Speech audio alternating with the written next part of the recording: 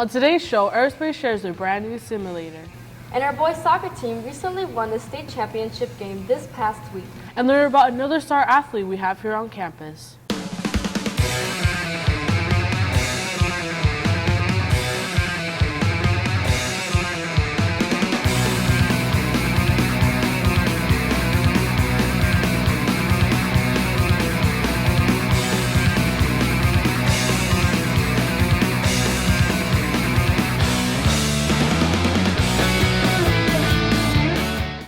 Welcome to this week's edition of Jaguar News. I'm Florence and And I'm Amanda Salome. The aerospace program just recently installed a new simulator. Jaguar News reporter Justin Crenshaw has more details. I came across this simulator because I consulted very widely across industry. Boeing, NASA, and other professional flight training organizations, flight safety. And they gave me some benchmarks to aim at when I was working on the specification for the simulator. It's basically we have to build the simulator from the ground up.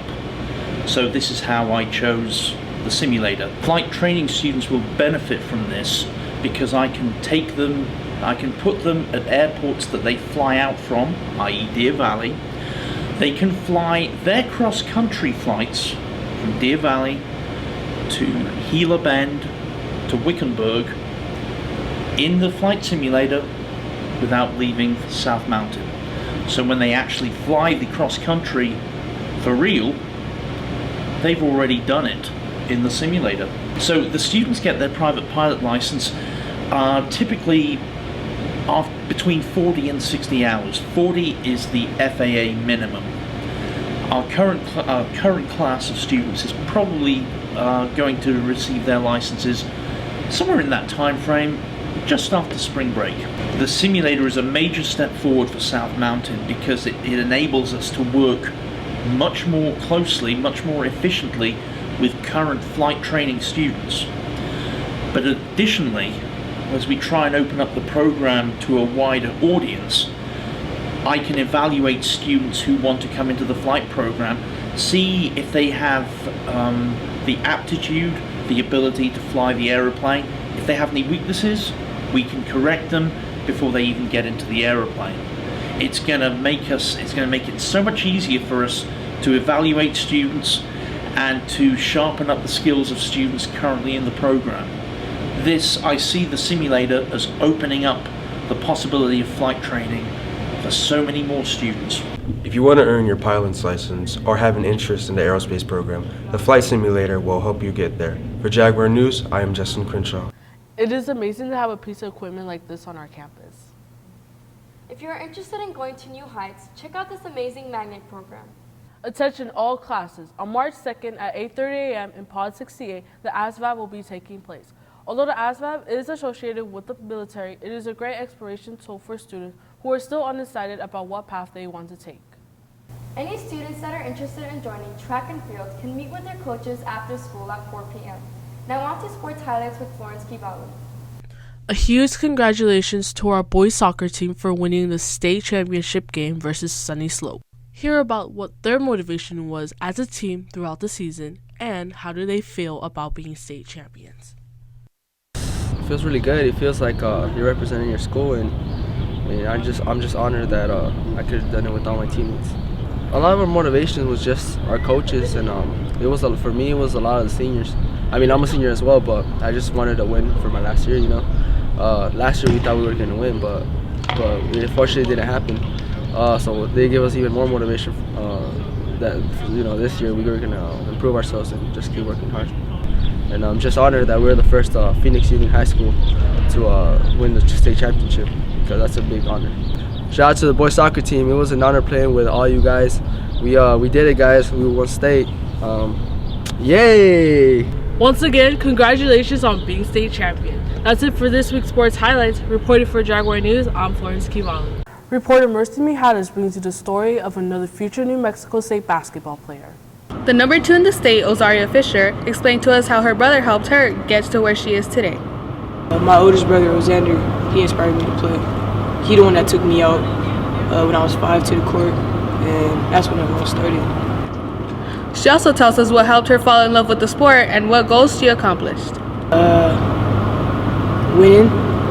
No, what I like most is the passion for it, because I have a lot of passion for the game, and it's amazing to play with people that can play with you, you know, and have a team by your side. So that's what I really love most about basketball, is a passion for it. Athletic goals, passing more efficiently and scoring more, being more positive with my teammates and the coaches, and having a better attitude and understanding of the game. She explains how she feels being called the number 2 in the state. It feels good, but I just know I have to work harder, because when I get to college, it's gonna be a different ball game.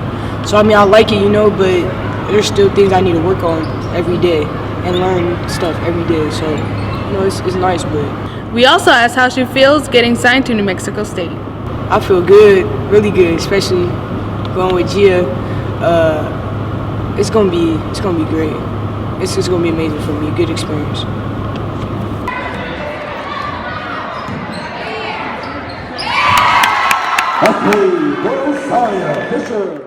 Congratulations to Ozaria on her future endeavors at New Mexico State. Our girls basketball team is just full of all-stars this year. Stay tuned for information on the CCAP program. One time I watched one of her videos and it was like, oh my gosh, it's like, she's like a professional. It was amazing. Oh my god, I could not. To be like a basketball player, my goal would be like to be as good as her. No word, there's no one word that can describe how good she is. She's a versatile player. She can dribble, she can shoot, she can rebound, she can play defense, and she plays with passion and heart.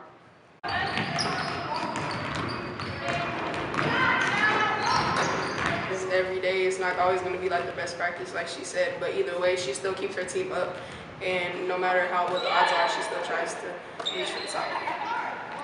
Gia, she knows every player individually. She's smart, so she understands their skill. It's a great opportunity because I get to learn more as a freshman. It's great to be here while she's here, learn from her. Gia, one word. Love. Oh, it feels good. Like, it's the best feeling like you can feel. You know, like when they say a fat kid eating ice cream. That's like an athlete meeting a future WNBA player. It's a great experience because as a freshman, you don't really know all of it. So working with Gia, it helps you learn a lot. I get to learn new things. I get to experience one of the best players in Arizona playing on my team. So I kind of look up to her as a player, as an athlete, and as a person. So soon I can become just like Gia.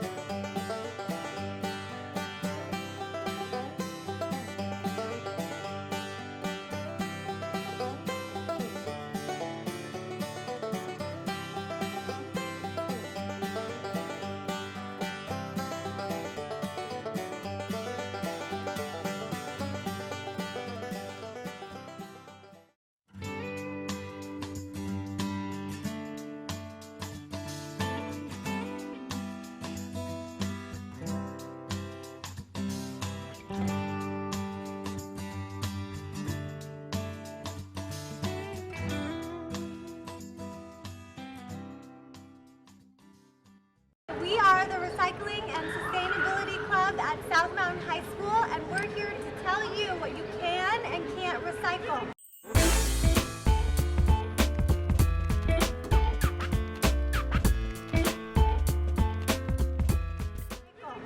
These blue bins are recycle bins. We hope to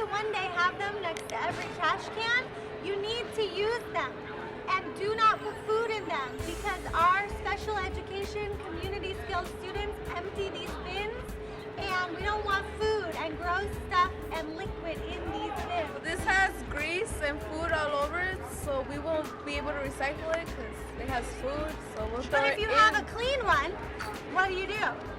Recycle it. See how it's dirty? Well, it's a little bit clean, but you just throw it, recycling it. No. The trash.